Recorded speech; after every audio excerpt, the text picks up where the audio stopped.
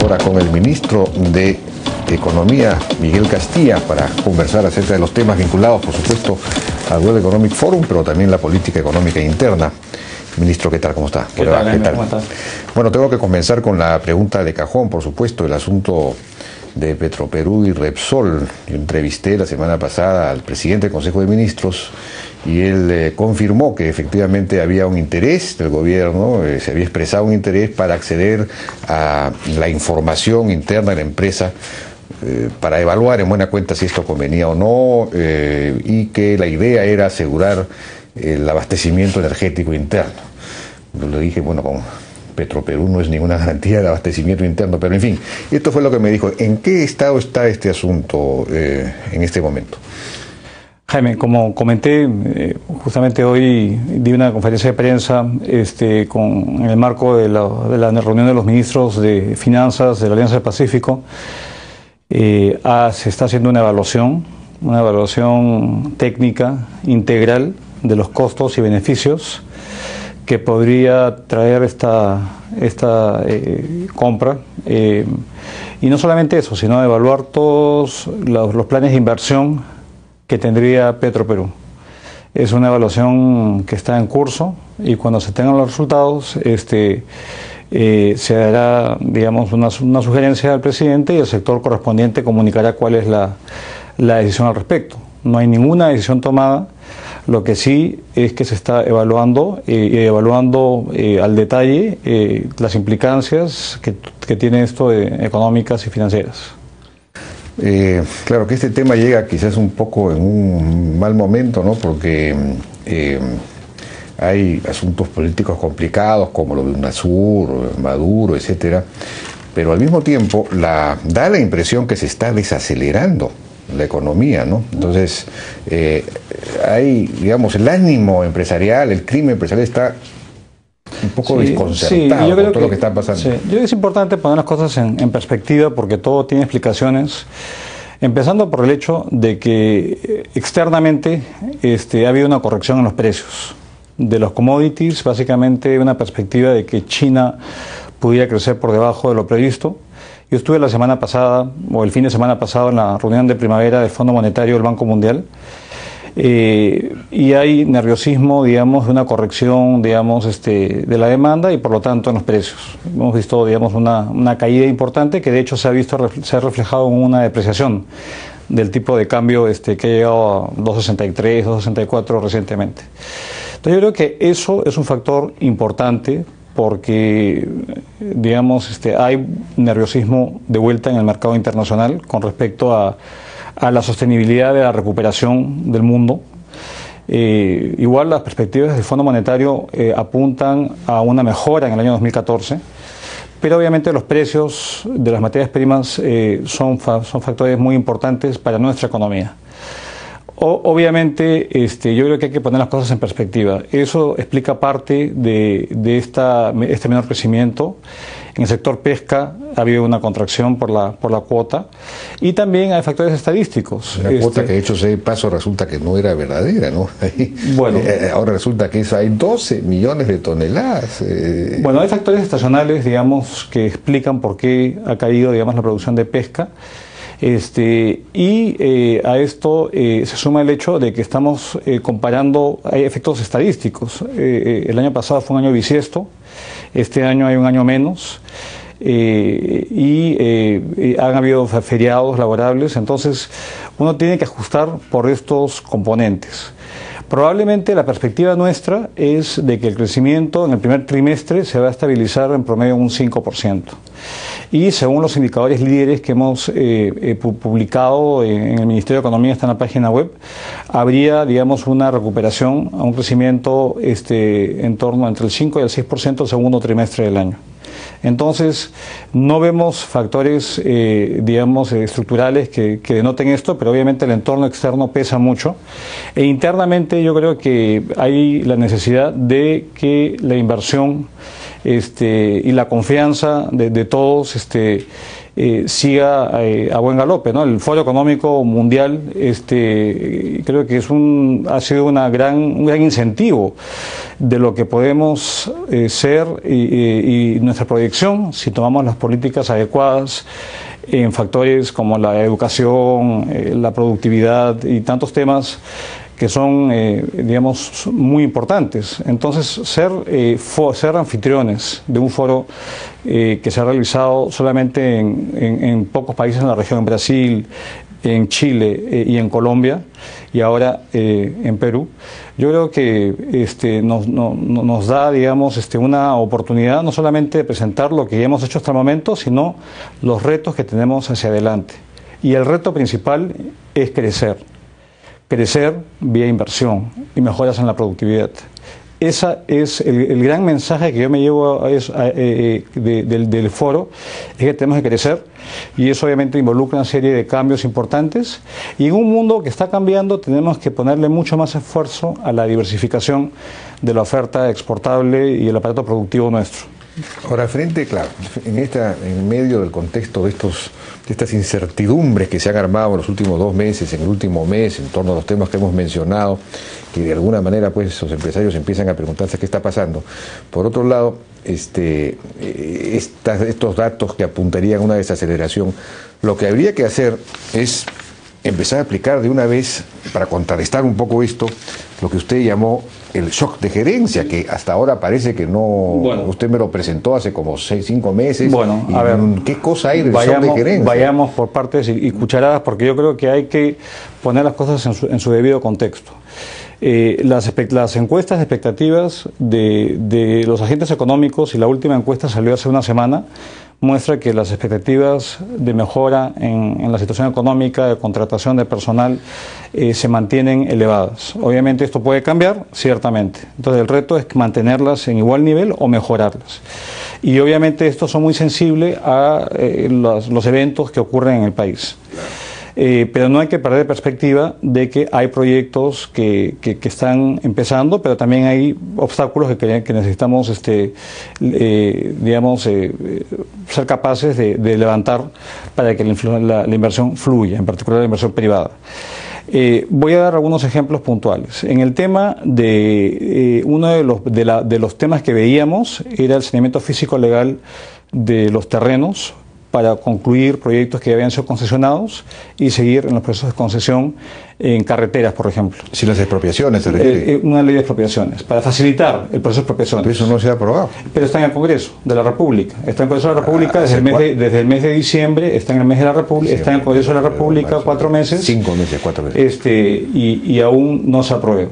La ley de la carrera civil, ojalá y se comience su discusión la semana entrante. Sigue en el Congreso también. Ya entra a la fase de dictamen y se dictamina y debería entrar al Pleno. Y es una reforma muy importante de la cual hemos conversado, que hace parte del shock de gerencia. Y se están destrabando algunos temas de consulta previa, entiendo, en lo que se refiere a proyectos de exploración de hidrocarburos, de exploración, y obviamente el esfuerzo tiene que ser aún mayor, es multisectorial. El Premier ha lanzado una iniciativa muy interesante de destrabar trámites inútiles. El Ministerio de Justicia va a plantear toda una poda regulatoria de normas que son obsoletas o que están, digamos, no tienen relevancia, y hay mucho trabajo que se tiene que hacer en las áreas que hemos identificado, justamente de destrabar proyectos, porque los proyectos están ahí, pero pareciera de que se traban a niveles terceros o cuartos. Hay también mucho miedo de parte del funcionario público de tomar decisiones. Por lo tanto, la importancia y la urgencia de aprobar el proyecto de servicio civil, porque justamente también ahí hay un capítulo acerca de la protección y los incentivos para que los funcionarios tomen decisiones adecuadas. Entonces yo creo que hay un conjunto de temas que están avanzando, capaz no a la velocidad que uno hubiese querido, pero estamos trabajando en ello. En Proinversión, quisiera comentarte, Jaime, hemos hecho un comité, hemos creado un comité nuevo, y un comité que su único propósito es ver del banco de proyectos que tenemos en el Estado, que hay 30.000 o 40.000 proyectos entre paréntesis, ¿cuántos pueden ser sujetos a participación privada? Es un comité nuevo con gente experta, lo dirige un economista bastante reputado, que trabaja ahora en el ministerio conmigo, y estamos tratando de ver qué proyectos pueden haber para incentivar la entrada de capital privado. Vamos a hacer roadshows internos con las regiones para una mayor difusión de las herramientas que tenemos de obras por impuestos y otros mecanismos que pudieran haber, donde parece que hay falta de conocimiento. Me he reunido con varias empresas locales y extranjeras que operan en el país y están ávidas de seguir usando sus instrumentos para poder agilizar la inversión. Entonces yo creo que hay que poner todo esto en la balanza. Obviamente todos quisiéramos que esto vaya más rápido. Yo soy más interesado porque debemos evitar a toda costa que haya pues un enfriamiento de la economía, porque de ahí digamos ya la sensación de bienestar se puede acabar. Entonces yo creo que hay que focalizar en lo central y no dejarnos llevar por rumores, pero bueno, así es la psicología humana, pero sí estamos muy conscientes de la necesidad de ser más agresivos y más rápidos en este proceso de mejoramiento, que el Estado facilite las cosas. El otro día vi la información de que Graña y Montero, por ejemplo, tiene 3.100 millones de dólares, proyectos por 3.100 millones de dólares demorados, paralizados o demorados, ¿no? Y cómo serán otras empresas constructoras, para no hablar de los proyectos mineros, ¿no? Y por ahí el propio Premier ha reconocido que hay 14 proyectos mineros que estaban detenidos porque no se sabía. No se sabe aún, creo, si es que están sujetos o no a la consulta previa. Entonces, mientras no se define eso... No, pero justamente el dato que te di, Jaime, responde a información de que esos proyectos de exploración no tienen que pasar por consulta previa. Y ya se definió. Sí, por supuesto. Entonces, por lo tanto, van a avanzar. Así es. Bueno, pero estuvieron hay que dar buenas noticias, porque si todos nos ponemos en una onda de pesimismo colectivo, vamos a entrar en un círculo que no sea un círculo de una profecía autocumplida. Entonces mejor cerremos el kiosco. Yo creo que no siempre, pero es importante, digamos, también hacer ver lo que se está demorando. Si el Congreso todavía no discute A o no discute B y todavía faltan tomar decisiones para romper cuellos de botella. Yo creo que es un esfuerzo de todos, o sea, del Estado en sus distintas instancias, del poder legislativo. Vamos a ir probablemente la semana entrante, entiendo, al Congreso a levantar todas las preguntas que puedan tener. Y me imagino que tienen muchas preguntas, porque he estado viendo, digamos, que me están invitando a que explique justamente estas cosas. Yo honestamente he estado trabajando muchos otros temas, anteriormente he estado muy enfocado y no he estado saliendo mucho en medios, porque justamente creo que lo que hay que mostrar son acciones. Y si yo vengo y decir vamos a hacer X o Y y no se hace, obviamente eso merma la credibilidad y la confianza. Entonces yo creo que hay que ver las acciones, y estamos trabajando porque no podemos perder este momento estelar que aún tenemos. Usted mencionó un asunto que los funcionarios no toman decisiones, etcétera, los funcionarios de tercer, cuarto nivel. Yo he escuchado este problema innumerables veces. Los ministros casi no tienen poder en buena cuenta, los viceministros tampoco, porque el funcionario simplemente no firma y se acabó. Eso no pasa en el Ministerio de Economía. Bueno, no sé, porque el otro día un funcionario del Banco Central me decía: yo prefiero pedirle información al Congreso que al MEF, porque el Congreso me la da mucho más rápidamente que el MEF, porque en el MEF tienen que seguir el procedimiento, es decir, que desde el funcionario de menor nivel, menor rango, tiene que él generar la información, todo el mundo tiene que firmar.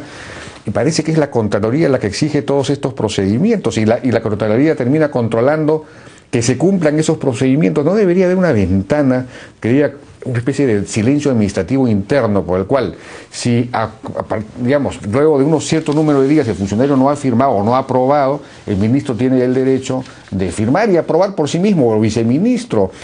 Finalmente es un responsable político. Hay que encontrar una manera de salir. No, sin duda que los procesos internos del Estado, digamos, tienen que ir renovándose. Y, por ejemplo, esta reforma del servicio civil no solamente es un cambio en términos de poder reclutar a buena gente que se quede, que tenga línea de carrera, sino también creo que involucra una introspección que cada entidad pública debe hacer, porque cada entidad pública va a entrar a este nuevo esquema y tiene que ver los perfiles, tiene que ver las competencias y tiene que ver sus mecanismos, sus procesos internos de cómo se toman las decisiones, cuánto tiempo toman, sus flujogramas y en eso, digamos, creo que el Estado podría ser un lastre mayor a la actividad privada.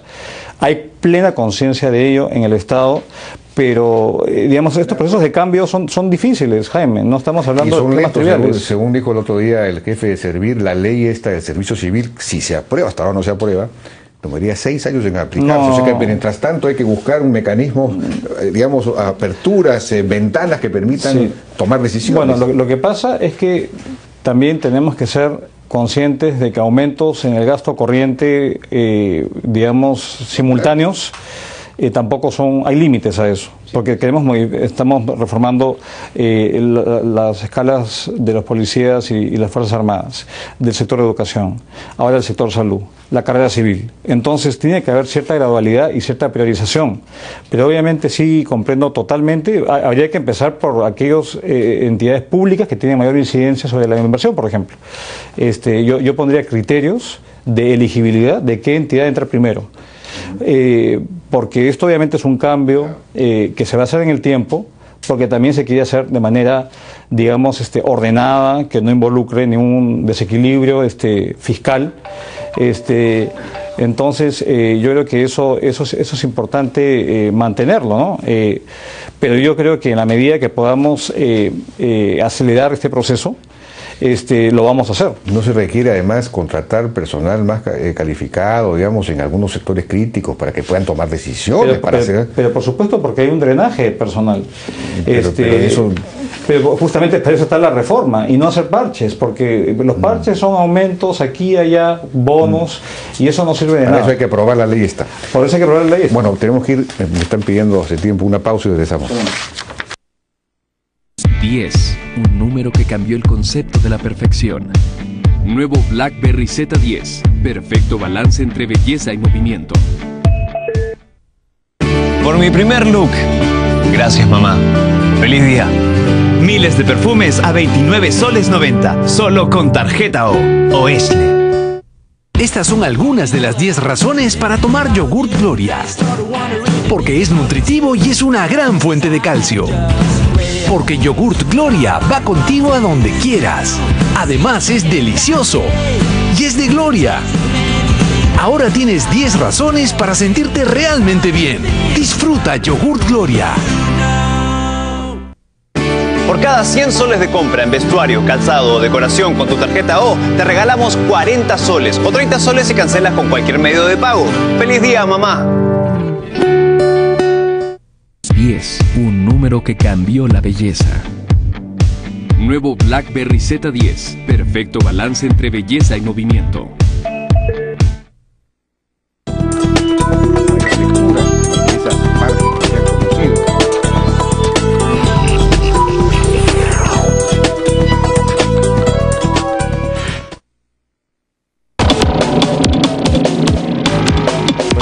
Con el ministro de Economía estábamos hablando del shock de gerencia, que en fin, hay que gerenciar, que se aplique el shock de gerencia. Es un poco una cosa urgente, porque hay, como decíamos, pues muchos proyectos paralizados, demorados, etcétera. Usted mencionó que en algún momento tuvo una declaración en el sentido de que el gobierno buscará reducir los costos en la generación de empleos formales. Tenemos mercados laborales muy rígidos, etcétera, y habló de una ley del impulso al desarrollo productivo, una especie de ley MIPE mejorada o algo así. Me entusiasmó porque esto significaría que el gobierno está pensando en una reforma laboral de a verdad, es decir, no simplemente postergar regímenes actuales, sino eventualmente reformar la propia ley general para introducirle la flexibilidad que tienen las leyes MIPES, ¿o no? Bueno, esto lo está trabajando el Ministerio de la Producción, pero obviamente tiene aspectos laborales, tiene aspectos de otros ministerios. Nosotros también estamos viendo, digamos, algunas, digamos, lo que nos corresponde, pero creemos que sin duda la formalización, y de hecho esto es uno de los temas que ha sido relevado por muchos participantes del foro, es uno de los grandes retos que tenemos. Ahora, ¿cómo abordarlo? Porque ahí, y es un tema que incluso se abordó en Washington, en un foro que participé de discusión acerca de la necesidad de llevar adelante reformas laborales, en mercados mucho más flexibles, que respondan a coyunturas, y un claro ejemplo lo tenemos en el régimen agrario, donde se redujeron, digamos, la carga social, y los impuestos, y eso logró una gran formalización.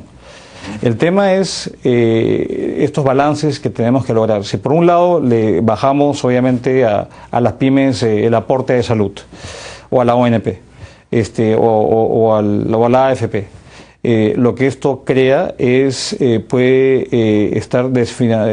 formalizar obviamente, es un incentivo adicional, porque reduce los sobrecostos laborales, pero a su vez tenemos ahorita una seguridad social que tiene problemas financieros, no es autosostenible.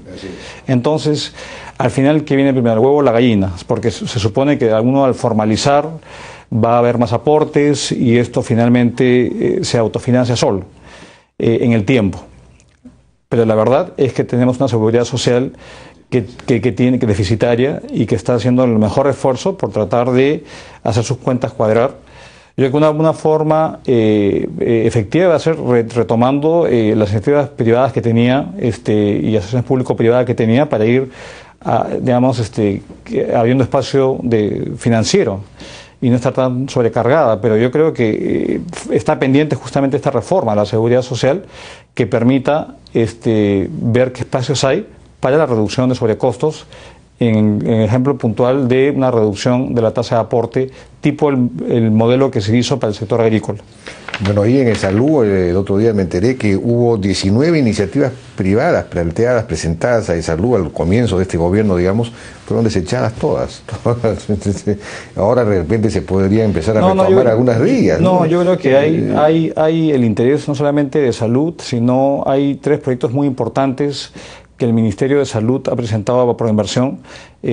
Uno tiene que ver con la operación y el mantenimiento del Hospital del Niño, y eso se está viendo, que es toda la parte de bata gris, como ellos denominan, o sea, no la atención directa médica, sino todo lo que es, digamos, el soporte para la provisión, digamos, del servicio de salud. Este proyecto que es importante del centro de trasplante de médula ósea y donde se preservan los cordones umbilicales, es otra iniciativa que se le da al sector privado, que son prioridades, digamos, del gobierno, y que lo está trabajando la ministra de Salud con el equipo de Proinversión, y hay otros proyectos de salud que muchas veces no salen también porque la municipalidad X no le da el permiso, o hay entrampamientos muy micro. Entonces, lo que estamos pensando como una posibilidad, digamos, esto lo hemos venido discutiendo con el propio presidente de la República, es tener unos grupos de trabajo, unos grupos, digamos, que le hagan seguimiento a los principales proyectos de cada proyecto. Así como nosotros todas las semanas damos rendición de cuentas de la ejecución presupuestal, tener capaz en el Ministerio, en la PCM, donde corresponda, un grupo que solamente se dedique a hacer seguimiento y dónde está cada proyecto, de los principales. Y si hay un problema, llamar directamente hasta que se resuelva. O sea, tiene que haber un seguimiento, monitoreo, acompañamiento, porque muchas veces uno piensa en un proyecto de concesión, adjudicaste la buena pro y listo, y el proyecto se hace automáticamente, y no es el caso. El caso, por ejemplo, de la planta de La Chira, que ha estado como un año, sigue en el Ministerio en la Municipalidad de Chorrillos, un año para sacar la licencia de urbanismo o algo así, que ni siquiera, según algunos, ni siquiera era necesaria, es una arbitrariedad de la municipalidad, y todavía no le dan la licencia de construcción. Hace un año que está, y un proyecto tan importante para limpiar el mar y todo, es una cosa de locos. Sí, ciertamente. Por eso yo creo que la realidad es mucho más compleja de lo que uno cree, digamos, porque voluntad política y voluntad, digamos, de hacer las cosas lo hay, pero son en estas pequeñas cuellos de botella micro donde muchas veces se atascan. Pero la política del gobierno justamente es facilitar los propios proyectos del gobierno, el metro que se va a adjudicar en el segundo semestre, la longitudinal de la sierra, el aeropuerto de Cusco, de Chincheros, el puerto de Pisco, proyectos que requerimos con carácter de urgencia en el país. No se pueden trabar por trámites, por cosas, digamos, que finalmente se pueden superar. Digamos, ya si no hubiera una crisis, no hay financiamiento, no hay recursos, ya uno podría entender que es más complicado, pero son temas que están supuestamente bajo nuestro control, pero son muchos niveles de gobierno, de entidades, hay duplicidad de funciones entre entidades, hay trámites que son totalmente obsoletos. Una licencia de edificación requiere y que se involucra una demolición de un inmueble, hay que conseguir los planos originales de lo que se va a demoler. O sea, son trámites que son absurdos. Por lo tanto, pero eso es lo que se está haciendo. El cumplimiento de las tupas, digamos, es un tema que es importante seguir. Yo sí creo en los silencios, poner fecha tope, digamos, pero también hay un desincentivo, porque pones fecha tope y si me obligas a definir una fecha tope, entonces te digo no. Entonces, hay un incentivo perverso potencial en estos silencios, digamos, administrativos, positivos. Entonces, yo creo que también hay que mirar las cosas de los dos lados, ¿no? Pero yo creo que sin duda el país tiene que seguir creciendo y tiene que seguir creciendo de la mano de la inversión privada.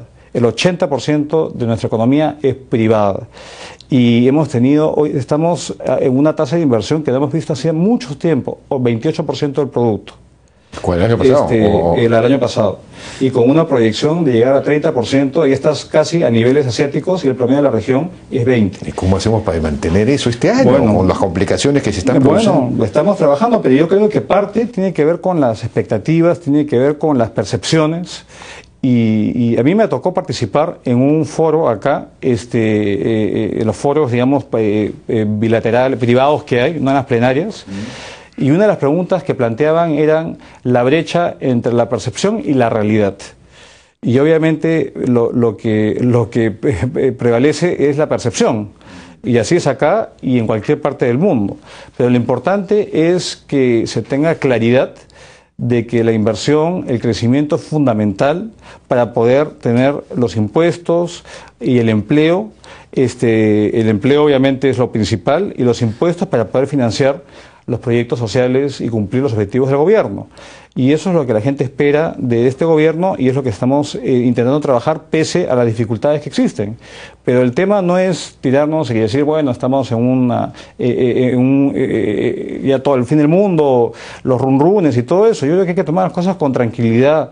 Decir que estamos yendo, digamos, a otro tipo de concepción sería, digamos, no tiene ningún sentido cuando el país está creciendo y es visto como usted no observa como un ejemplo.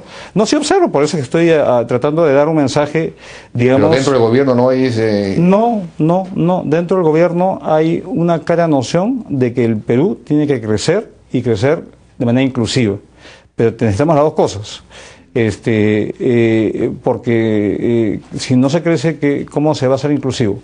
Entonces, definitivamente hay plena conciencia de parte de las autoridades, y yo creo que tenemos que hacer un esfuerzo aún mayor, más agresivo, de lo que hemos hecho hasta ahora, pero no es por falta digamos, de acción nuestra, sino de que hay dificultades que tenemos que seguir y dar, capaz, buenas noticias poco a poco, ir destrabando cosas, difundiéndolas más. Tú no sabías, por ejemplo, el tema de que ya se había definido este tema de los permisos, de la licencia, de la consulta previa para estos proyectos. Es una cosa muy reciente. Bueno, es muy reciente, bueno, eso le compete a otro sector contarlo con detalles, pero la idea es que no podemos alimentarnos expectativas negativas, porque finalmente se convierte en un círculo vicioso que tenemos que evitar como país. Tenemos ahora... Pero necesitamos pues esas buenas noticias, por ejemplo, este equipo comando que usted ha dicho que se va a conformar para destrabar, para desatorar los procesos y las cosas, las inversiones.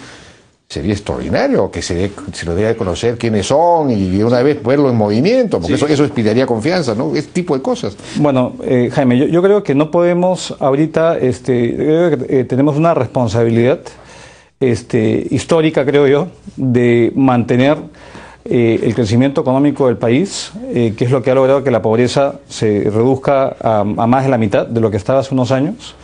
Y tener un país mucho más, digamos, mucho más inclusivo y que se cumplan los objetivos del gobierno.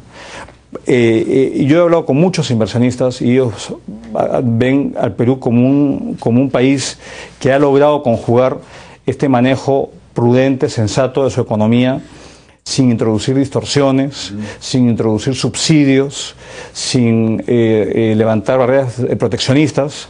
O sea, evalúen también, es importante tomar en la evaluación todos estos aspectos que se han llevado adelante estos 2 años de gobierno y ponderarlo. Y yo creo que hay que tomar las cosas con tranquilidad y obviamente sí, definitivamente no hay espacio para la complacencia. Me preguntan, ¿usted está contento con 6% de crecimiento? La respuesta es no. Estoy contento si me pueden asegurar que ese 6% se va a mantener los siguientes 5 años. Ahí digo, ahí voy a estar contento. Y todavía tenemos que trabajar muchísimo. Entonces yo creo que lo importante es hacer cosas, trabajar conjuntamente, mucho más cerca del sector privado. Obviamente en el del Estado es un rol de regulador, pero hay muchas posibilidades de asociaciones público-privadas en muchos ámbitos, no solamente en infraestructura. Y de alianzas público-privadas en educación, por ejemplo, casi no hay ninguna comunicación, en otros sectores, pero mira, un par de iniciativas interesantes es esta iniciativa, digamos, de los colegios y la universidad vinculada a un grupo minero. Hay una universidad interesante. Claro, pero son iniciativas privadas. Pero que obviamente el Estado las está mirando con interés. Y en fin, yo creo que hay una serie de noticias que no se están dando y que yo creo que tenemos la obligación de darla, de ser más capaces de salir más en los medios. Yo la verdad que no vengo mucho, no porque no me sienta muy cómodo acá, sino porque tengo mucho trabajo, pero yo creo que sí hay que pasar más tiempo difundiendo y no dejarnos llevar pues por sentimientos o por reacciones, digamos, desbalanceadas. Yo creo que hay que ponderar las cosas y tomar con tranquilidad. Cualquier cosa, digamos, no vamos a descarriar lo que se ha logrado en este país. ¿Usted puede asegurar que el rumbo se mantiene? Yo creo que el rumbo trazado por el presidente Humala, que es un crecimiento que se traduzca en desarrollo, con estabilidad e inclusión, es el rumbo que se va a seguir persiguiendo. Y eso es lo que a todo el gabinete nos une y en particular a mí. Bien, ministro, muchísimas gracias por su participación en la hora N. Vamos a una pausa y regresamos.